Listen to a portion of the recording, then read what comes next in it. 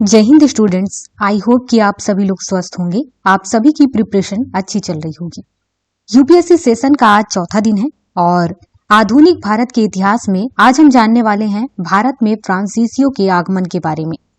वो सभी पॉइंट जो इम्पोर्टेंट हैं एग्जाम बेस पर, चाहे आप प्रीलिम्स की तैयारी करें, चाहे मेंस की तैयारी करें, चाहे यूपीएससी सीएसई की तैयारी करें और चाहे पीसीएस एग्जाम की तैयारी करें, ये इंफॉर्मेशन सभी के काम आएगा। तो चलिए क्लास को स्टार्ट करते हैं। आप सभी को यह तो पता ही होगा कि भारत में कई सारी कंपनियां आई हैं। उनमें सबसे लास्ट में जो यूरोपीय कंपनी आई थी वो थी फ्रांसीसी। और फ्रांसीसी कंपनी जब सबसे लास्ट में आई है तो इसकी कहानी बाकियों के मुकाबले थोड़ा अलग भी होगा। ये आती है 1664 के समय में। उस टाइम पर फ्रांस के जो सम्राट रहते हैं वो होते हैं लुई 14। इनके मंत्री होते हैं कोलबर्ट। इन्हीं के प्रयासों से एक कंपनी की स्थापना की जाती है, उसका नाम होता है कंपनी द एंड ओरिएंटल। और फिर ये कंपनी पहुंचती है भारत में व्यापार करने के उद्देश्य से। इसके बाद सूरत में 1668 में फ्रांसीसियों की प्रथम कोठी की स्थापना की जाती है और इसकी स्थापना फ्रेंच कैरो के द्वारा की जाती है, ये ध्यान रखना। इसके बाद दूसरी कोठी की भी स्थापना की जाती है, लेकिन उस टाइम पर गोलकुंडा रियासत के एक सुल्तान होते हैं, उनसे अधिकार पत्र प्राप्त करते हैं और उसके बाद 1669 में मसूलीपट्टनम में उसकी स्थापना की जाती है। बंगाल के नवाब शाइस्ता खां के पास फ्रांसीसी जाते हैं और बोलते हैं कि उन्हें कुछ जगह दे दें किराए पर। फिर बंगाल के नवाब शाइस्ता खां उन्हें एक जगह देते हैं किराए पर, उस जगह का नाम होता है चंद्रनगर। यहाँ पर वो कोठी की स्थापना करते हैं और फिर वहां से व्यापार करते हैं। फ्रांसीसी 1721 तक में क्या करते हैं, मॉरिशस पर 1725 तक माहे में और 1739 तक कराईकल पर अधिकार कर लेते हैं और फिर यहाँ पर अपनी कोठियों की स्थापना करते हैं। अब इसके बाद क्या होता है कि 1742 का समय आता है। 1742 के समय तक जो फ्रांसीसी होते हैं वो व्यापारिक लाभ कमाने के अलावा उनकी इच्छा हो जाती है कि अब यहाँ की राजनीतिक चीजों में भी हमारा हाथ हो। राजनीतिक इच्छाएं जागृत हो जाती हैं। अब अंग्रेज पहले से ही व्यापार करने के अलावा राजनीतिक चीजों में घुसे हुए हैं। वो नहीं चाहते हैं कि फ्रांसीसी भी इसमें आ जाए। अब यहाँ पर अंग्रेज और फ्रांसीसी इन दोनों के बीच क्या होता है, युद्ध छिड़ जाता है और इसी युद्ध का नाम होता है कर्नाटक का युद्ध। ये कर्नाटक का युद्ध 3 पार्ट में बटा हुआ है, या यूं कहो कि 3 हिस्सों में कर्नाटक का युद्ध होता है। एग्जाम के बारे में अक्सर इसके बारे में पूछा जाता है। कोई भी एग्जाम हो जिसमें हिस्ट्री से रिलेटेड क्वेश्चन आने हैं तो ज्यादा चांस होते हैं कि इससे सवाल उठाए जाएंगे। हम बात करते हैं प्रथम कर्नाटक युद्ध की। ये 1746 से 1748 के बीच हुआ। इसमें लगभग 2 साल का समय लगा। युद्ध क्यों हुआ था, क्या कारण था, इसके बारे में बात करें तो सबसे पहला कारण था वो ये था कि ऑस्ट्रिया के उत्तराधिकार के लिए इसलिए युद्ध हुआ था। इस कहानी को समझने के लिए आपको वर्ल्ड हिस्ट्री पढ़ना होगा।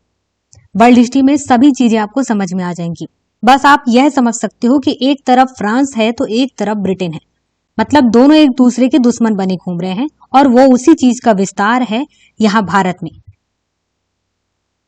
दूसरा कारण ये समझ सकते हैं कि क्या किया था, एक अंग्रेज अधिकारी था कैप्टन बर्नेट। इसने क्या किया, फ्रांसीसियों के जहाज पर कब्जा कर लिया था। तो यहाँ पर तुरंत युद्ध का जो कारण बनता है वो ये बनता है। अंत में क्या होता है कि अंग्रेजी गवर्नर आत्मसमर्पण कर देता है और एक संधि होता है। लेकिन संधि से पहले ये बताना चाहूंगी कि ये युद्ध 1748 में इसलिए खत्म होता है क्योंकि ऑस्ट्रिया के उत्तराधिकार का युद्ध समाप्त हो चुका होता है और यहाँ पर फिर एक संधि की जाती है। उस संधि का नाम है ऑक्स-ला-सैपेल की संधि। इस संधि के तहत क्या होता है कि मद्रास को अंग्रेजों को वापस कर दिया जाता है और फिर यहाँ पर प्रथम कर्नाटक युद्ध समाप्त हो जाता है। यहाँ पर मोस्ट इंपॉर्टेंट है वो है ऑक्स-ला-सैपेल की संधि, प्रथम कर्नाटक युद्ध का डेट और फिर यहाँ पर युद्ध की पृष्ठभूमि क्या थी ये भी आपको याद होना चाहिए। अब हम बात करते हैं द्वितीय कर्नाटक युद्ध की। ये 1749 से 1754 के बीच हुआ था और इसमें लगभग 5 साल का समय लगा था। युद्ध क्यों हुआ था इस पर ध्यान देते हैं तो युद्ध इसलिए हुआ था क्योंकि हैदराबाद और कर्नाटक इन दोनों के बीच उत्तराधिकार को लेकर के या उत्तराधिकारी के चुनाव को लेकर के एक विवाद चल रहा था और यही कारण था दूसरे कर्नाटक युद्ध का। यहाँ पर एक अंग्रेज अधिकारी है और दूसरे तरफ है फ्रांसीसी अधिकारी डुप्ले। यहाँ पर फ्रांसीसी अधिकारी क्या करता है, उसका ये मानना है कि नवाब पद के लिए वो चंदा साहब का समर्थन करेगा और दक्कन की सूबेदारी के लिए मुजफ्फर जंग का समर्थन करेगा। लेकिन अंग्रेज अधिकारी ऐसा नहीं करते हैं, वो लोग जस्ट उल्टा करते हैं। क्या करते हैं कि इनके जस्ट उल्टा प्रतिद्वंदी जो होते हैं, या यूं कह सकते हो कि विपक्षी हैं। तो यहाँ पर अंग्रेजों ने क्या किया, नवाब पद के लिए अनवरुद्दीन को और दक्कन की सूबेदारी के लिए नसीर जंग को समर्थन देते हैं। अब यहाँ पर दोनों के मतभेद और बढ़ गए और फिर इसमें युद्ध होने लगता है। और युद्ध में क्या होता है, कुछ खास फैसला नहीं आता है। युद्ध में जो फ्रांसीसी गवर्नर डुप्ले है उसको बहुत सारी क्षति होती है और उसको वापस बुला लिया जाता है फ्रांस में। 1754 में पांडिचेरी की एक संधि होती है और इस संधि के तहत क्या होता है, दोनों पक्ष युद्ध विराम पर सहमत होते हैं। युद्ध खत्म नहीं होता है, विराम करना पड़ता है और ये है द्वितीय कर्नाटक युद्ध। अब बात करते हैं तीसरे कर्नाटक युद्ध की। ये 1758 से 1763 तक चलता है। इसमें लगभग 5 साल का समय लगता है। युद्ध क्यों हुआ था ये समझें तो यहाँ पर आपको वर्ल्ड हिस्ट्री फिर से देखनी होगी।